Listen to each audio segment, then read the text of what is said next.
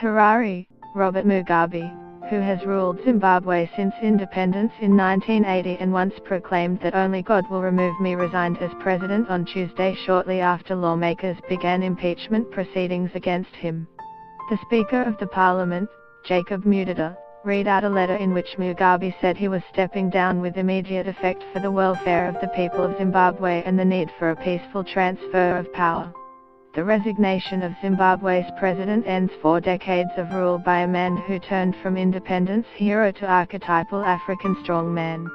A North Korean soldier races for the border in a jeep and then on foot before his former comrades shoot him at least 5 times as he limps into South Korea. Dramatic video released by the US-led UN Command Wednesday. Toy company Hasbro has issued an apology after discovering one of ITAS vendors had hidden a pro-Trump message on ITAS' latest Transformers line. German Chancellor Angela Merkel said she would prefer fresh elections to ruling with a minority government after talks on forming a 3-way coalition collapsed. The US president defended embattled Senate candidate Roy Moore, saying the Alabama Republican had denied allegations of sexual misconduct with minors. The chairman of the U.S. Federal Communications Commission unveiled plans to repeal a landmark 2015 order that barred Internet service providers from blocking or slowing down consumer access to web content. Bali's Mount Mugabe volcano has begun erupting less than a month after its alert status was downgraded following a decrease in seismic activity.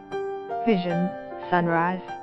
Wishbone, one of 2 Turkey's President Donald Trump officially pardoned on Tuesday, got a special tour of the briefing room before the big event.